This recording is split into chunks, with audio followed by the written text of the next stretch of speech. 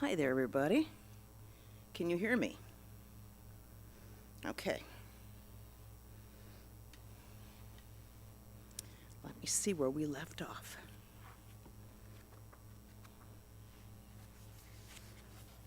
Okay. Sorry for the delay, but we're all here. I think the last time we were shown the picture of Jesus Christ in his yoga posture. That was pretty awesome. Okay, and now we're going to go two more. An addition was made to the inside of the auditorium in the same year of 1908. This was a painting of Jesus Christ sitting in the yoga posture in the wilderness with a rabbit. Did we read that last week? Okay. With a rabbit, two doves, a tiger, and a snake. Okay, I thought we read that last week. Okay. We did. We did. Did we, Lito? Okay. All right, so I won't bore you with that again. That was pretty interesting. Okay.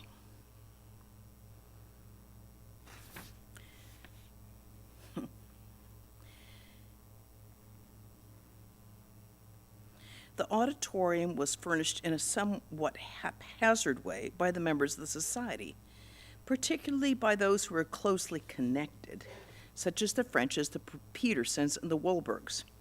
How we saved the dimes and the dollars, Cara French wrote in her memoirs. The money went to purchase flowers for the altar vases, jardinières, teakwood tabourets and stands, picture frames, rugs, the player organ. Finally, the linoleum to cover the entire auditorium floor, which sloped upward toward the back, which it still does, and a carpet runner to replace the matting in the aisle. Each item was truly a love offering, and that is a quote from Cara French. The chairs from the congregation, a few spindle-backed, but mostly folding with solid wood seats and backs, were movable and arranged in rows. The auditorium could perhaps accommodate 100 such chairs, and except on special days of celebration, such as dedication days, this was more than enough. The player organ. Does that mean an organ that just automatically plays? Anyone know that? John, that might be is that what it is? Yeah. Okay. Well, they're not very good organs, but they work, sort of. Okay, it works sort of, all right. So, okay, the player organ, that's really quite fascinating. Okay, where was I? I was just so taken by that. And on the left platform hung a huge canopy oil painting of Sri Ramakrishna, standing with one hand raised, as in the photograph taken at the home of Keshav Chandra Sen. That is still, all this is still there. Okay. And there is a note here, not Mrs. Oliver, but Mrs. Albert Wolberg was the painter of this portrait of Sri Ramakrishna, working under direction of Swami Trigunatita. The Swami would often go to the Wolbergs' home in Pacific Heights, a posh district of the city, which is even more so now, to supervise the painting as it progressed, and amiably he would stay for refreshments. It's rather sweet. Below the painting was an improvised altar of the items listed by Mrs. French. Okay, here we go again. Teakwood tabourets, stands, and jardinières. There was a piano bench.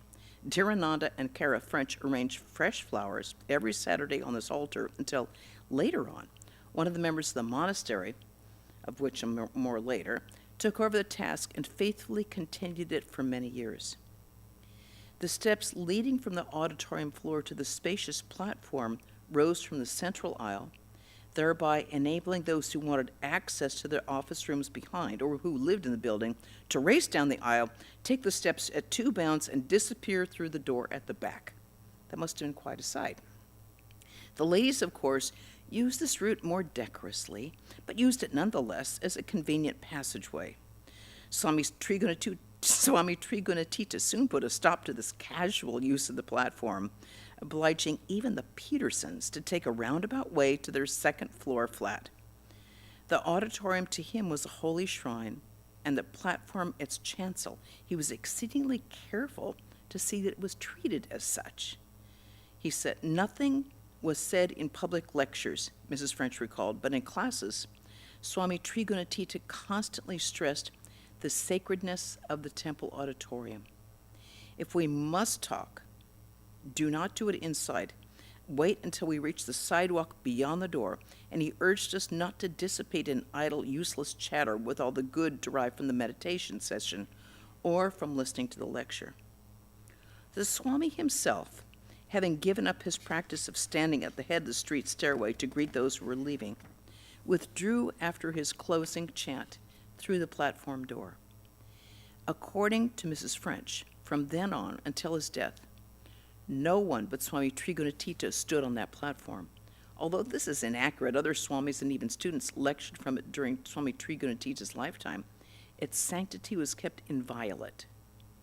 Many years later, when the auditorium was renovated and the platform replaced with a narrower one, the floorboards on which Swami Trigunatita had stood Sunday after Sunday, lecturing, talking about God, chanting, sometimes barely controlling a state of God consciousness. Those floorboards, saturated with holiness, were retained beneath new ones. They're still there. That's pretty awesome. That is pretty awesome. That place really does have an atmosphere like an atom bomb. It really, really does. From the 1908 dedication forward, as we have seen earlier, the Swami no longer attended the after-lecture ice cream parties that Dhirananda occasionally held in her flat for a chosen few. And it may have been around this time that he put a stop to his habit of jovially visiting his students in their homes, taking his meals with them, sometimes himself cooking those meals, joking, laughing. One reason those happy times came to an end was the pressure of work that had increased during the building of the temple.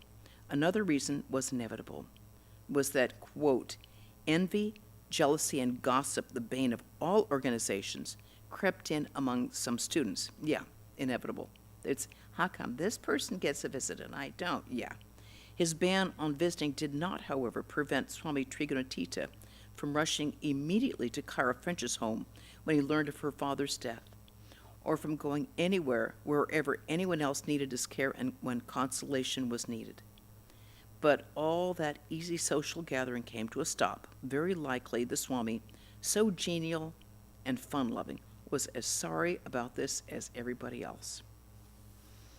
Okay, we'll move on to a new chapter now. Any questions about any of this? Okay, we'll move on to the work progresses. The temple now had spacious quarters on its top floor, enhanced by a balcony on the north and east, and topped with towers, two of which served as extra rooms, another as a shrine. What to do with all this space? The president of the Ramakrishna order, for whom the addition had been conceived and built, never came, not even for a visit. So that would be Swami Brahmananda, who he so much wanted to come and visit, but was not. Swami Brahmananda was the president at the time and also not a kind of traveling kind of guy, so it just wasn't even possible. Swami Trigunatita found himself too comfortable, reserving the whole apartment for himself. Therefore, 2 months after the dedication, he started a monastery. It was opened on the morning of June 3rd, 1908, called the Hindu Monastery of the Ramakrishna Mission of Bellarmont, Calcutta, India. Immediately, it overflowed the third floor and occupied as well the castle tower, the ground, or first floor, and the basement. To begin with, there were 5 members, young men who had been attending the lectures: Charles Kruger, J. Hovarth, August Merkins, Arthur Schinderlein, and Ernest C. Brown, the last of whom had already been living on the second of the 3 small rooms on the first floor. When you go there, you are shown this was Mr. Brown's room. The first and largest of these rooms at the front was Swami Trigunatita's office, and the third was occupied most of the time by Swami Prakashananda. On June 2nd, Mr. Brown moved to the 3rd floor, where he lived in the front, that is, the east room with Swami Trigunatita. The other smaller bedroom on the 3rd floor was occupied by Mr. Merkin and Mr. Hovarth, the latter of whom suddenly took off in July. In July. In early December, he suddenly returned and, greeted with open arms, quietly resumed his duties. Mr. Kruger moved into the first-floor room that Mr. Brown had vacated, and Mr. Schneiderlein lived in the chilly castle tower. Later, he slept on the floor in Swami Trigunatita's room, and later still, he took over the caretaker's duties at Shanti Ashrama. Soon, a Mr. Mayo, ooh, that's a tough one to live with. Soon, a Mr. Mayo and a Mr. Pillai came to live at the temple, not as members of the monastery, but as, quote, paid guests. The former lived in a room in a basement, and the latter in Swami Prakashananda's room. The Swami then slept in Swami Trigunatita's office on a folding cot, which was stored during the day in the hall closet. Such was the initial shape of the first Hindu monastery in the Western world, a shape that fluctuated continuously as room assignments were shuffled, both as a monastic policy, lest one become attached to a particular space, and as a necessity when membership changed, waxed, or waned. But the monastery itself, thoroughly grounded by Swami Trigunatita, who stood for no nonsense, has remained to this day, sometimes expanding in members, sometimes dwindling to one member, but never disappearing. All the members of the early monastery, except for the Swamis, worked outside at full or part-time jobs, for there was no money in the society's coffers to support them. The men contributed their variable earnings to the upkeep of the monastery, which was run in the most frugal of ways. No electric current, no flow of gas, no drop of water, no morsel of food was ever wasted, Swami Trigunatita keeping a strict eye on all of it. In addition, he looked after the cleanliness of the premises. Each monk was assigned one or more household chores, which all put together kept the place immaculately shipshape. The duties of Mr. Brown, for example, were as follows: thorough cleaning once a week and daily dusting, etc., of the front room and hall, to clean the fixtures and windows as per detailed instructions, drying dishes daily at each meal, morning and evening, wind and care for clocks, wind and care for clocks, correcting time daily. Bathroom clock always needs kept exact time, so it was adopted as standard, but also compared daily with Western Union. My goodness. Swami Prakashananda was not exempt from housekeeping duties. He lived in seclusion in his room on the first floor and cooked for himself in the basement kitchen. He had full care of auditorium, cleaning the front steps, his own room, part of the kitchen work in the basement, cutting and watering the lawn. Gargi's note is, where this lawn was not made clear, putting up signs for the Sunday lectures. In addition, Swami Prakashananda would do all the cooking for the monastery, hold 2 evening classes on Monday and Thursdays, and after 1908, regularly give 2 of the 3 Sunday lectures that was not at Shanti Ashrama, during which time Swami Trigunatita would give all 3 lectures. But while he worked so hard, Swami Prakashananda was also given vacations of 2 to 3 weeks every year.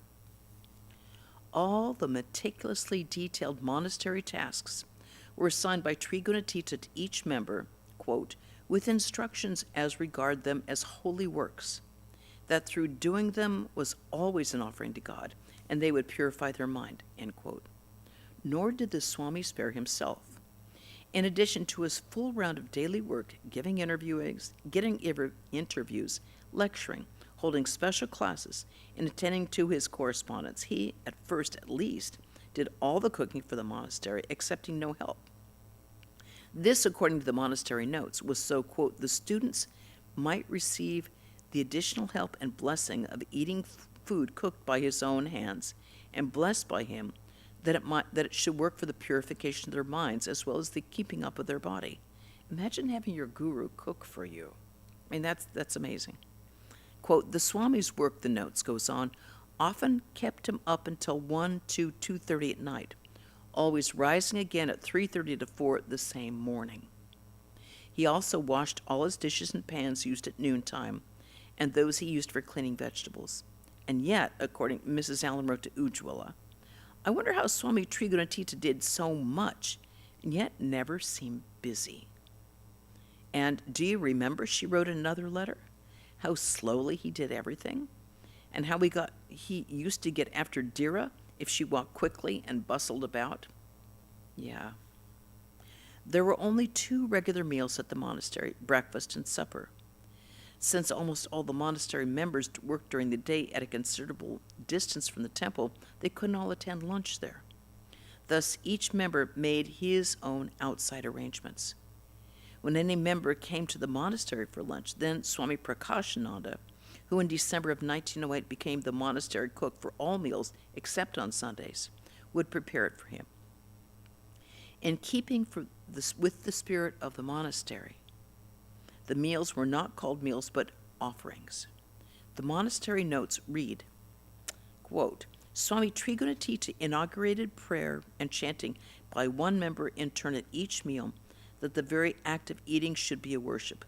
No rich foods were to be allowed, and such foods as meat, fish, fowl, in any shape, eggs, lard, etc., onions, garlic, cake, were strictly prohibited. Just so much food, no more or less, as in the Gita 6:16. Okay.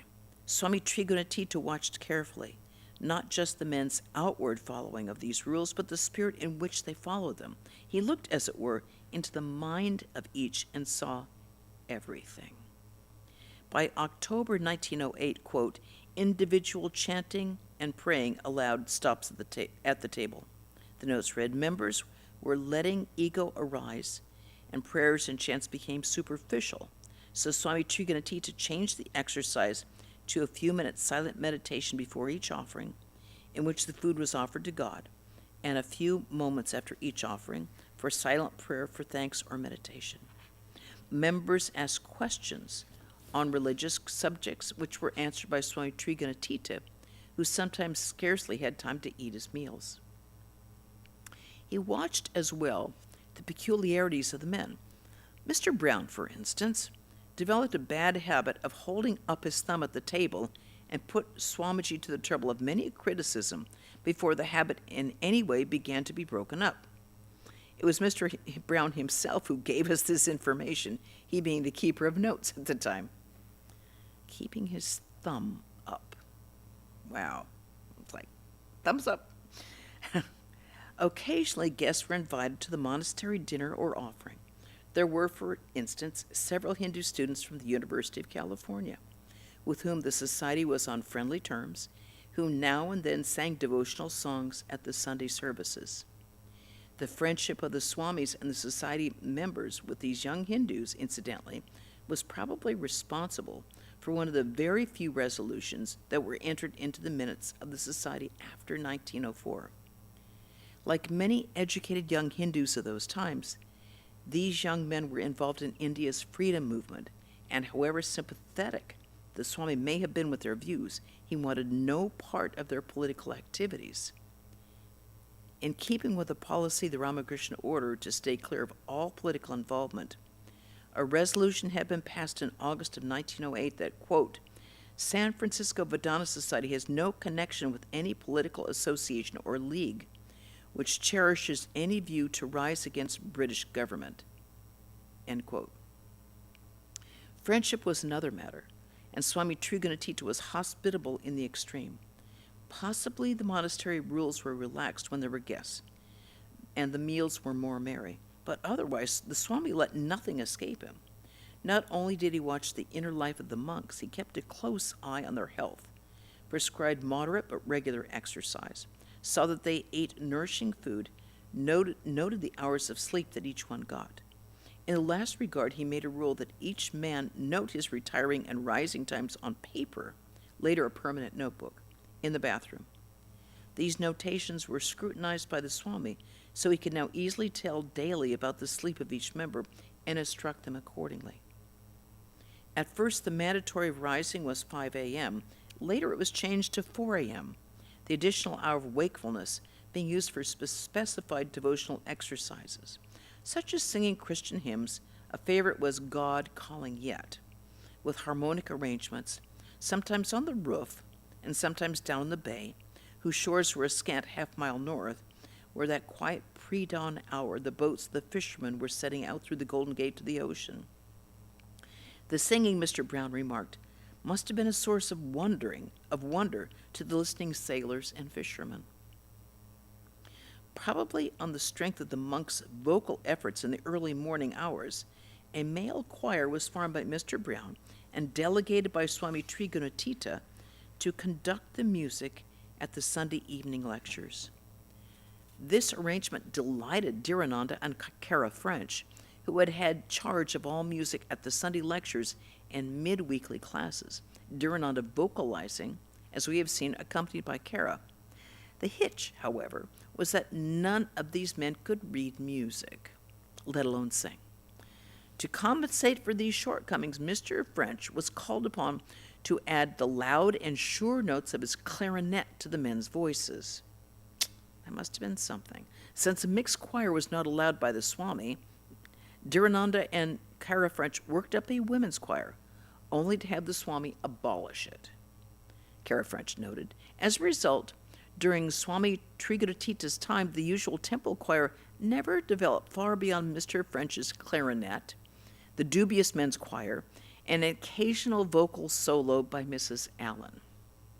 Oh dear. Swami Trigunatita was very fond of Christian hymns, especially the rousing kind. He was also fond of mottos applicable to spiritual life, whatever their source. At first, they were ornately printed by Mr. Kruger at his place of business and hung in practically every room of the temple except the auditorium. Some of them read, "Eternal vigilance is the price of liberty," or "Watch and pray," "Live like a hermit, work like a horse," "Ours is not to reason why, ours is not to make reply, ours is but to do and die." Go Tennyson. But he would add orally to the last, "You won't die." The monks could not turn around without some motto confronting them until, perhaps, as with a familiar picture, they became blind to it. Still in the spirit of these mottos, Swami Trigunatita ensured and became part and parcel of their lives. The everyday rules of the monastery were not unlike monastic rules the world over. Early rising, non-receiving or giving of gifts, frugality, strict avoidance of the opposite sex, and notably, walking on the balls of one's feet around the house lest others be disturbed. From the small infractions that were dutifully recorded, we learned that these rules were strictly enforced. Speaking of himself in the third person, Mr. Brown records a breach of his own. Around January of 1909, Mr. Brown brought home a jar of jelly which had been given to him by a customer at his place of work, and asked permission to give it to the monastery table. It was not accepted, and he received a criticism. First, in the first place for accepting a present. Two, in the second place for bringing it to the monastery, both of which acts are strictly forbidden in the monastery rules. As a lesson, Swami Trigunatita instructed Swami Prakashananda to give the jelly to the ashram, that must be Shanti ashram. Once Swami Trigunatita had made a rule, he was adamant in seeing that it was kept. Not even for some special occasion could some rule be broken. On the Christmas morning of 1908, Mr. Kruger presented each member of the monastery with a German hard cake, which he had bought, probably at some sacrifice to himself, but the gifts were outlawed. The members had to refuse them, and Swami Prakashananda was required to give the cakes to some poor family in the neighborhood. Thus, and innumerable other small but consistent ways, the strong core of the society was forged. Quote, in common with his great brother Swami Vivekananda, Mr. Brown commented, he held to the belief that character, true manly or womanly character, is absolutely essential as a foundation in the spiritual life. And I think that's our reading for today. Are there any questions or comments? Anything? Okay. Well, we have some announcements. On Saturday, okay, anyone that's local enough, or, Lito, if you want to just take the train, we'll come pick you up. for Karma Yoga. You too, Sunanda. Come on, Sarah, you're on. Come for Karma Yoga tomorrow. No, I'm sorry, Saturday. About 9:15, 9:30 a.m. we begin. And it's great fun. We all enjoy it. We all work together. There's so much that can be done here. And on Saturday at 5 p.m., Swami Trigunatita will be reading from the Gospel of Sri Ramakrishna. And on Sunday, there'll be a lecture, Gifts of the Mother. And that will be it for the week. Okay. Well, if there's no questions, no comments or arguments, then we can close with a chant. Om Shanti Shanti Shanti Hari Om Tat Sat Shri Ramakrishna Arpanamastu. Thank you all for joining. Love seeing your face. Yeah, great to see you all. Okay, Jai Ma, Jai Ma. Jai Ma.